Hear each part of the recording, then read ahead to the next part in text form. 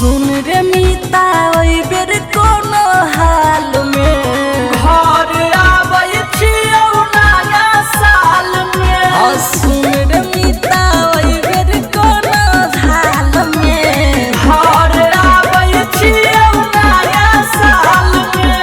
Ticket कहत तू हाल में हाँ ओइ बेर कोनो हाल में घर आबै छियौ नया साल में। सब कोई रहबै मिलजुल कर खुशहाल में घर आबै छियौ नया साल में।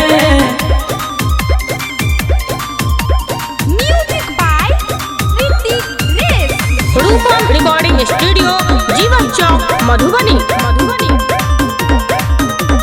मुर्गा चावल बनतै चाहे चलतै माछक झोर रो दारू के नशा में भर रात नचबै जादे नहीं हेतै भोर रो जादे नहीं हेतै भोर रो मुर्गा चावल बनतै चाहे चलतै माछक झोर रो दारू के नशा में भर रात नचबै जादे नहीं हेतै भोर रो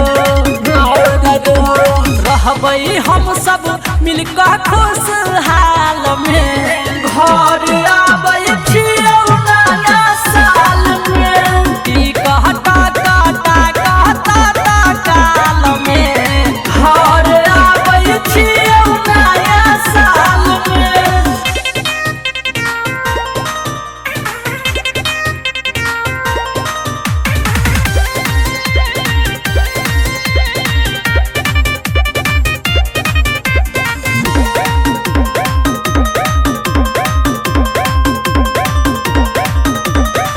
अजित रूपम ऋतिक करतै नहीं मोहनो मना पूरा साल खुशी से बीते देबै है शुभकामना देबै है शुभकामना अजित रूपम ऋतिक करतै नहीं मोहनो मना पूरा साल खुशी से बीता देबै है शुभकामना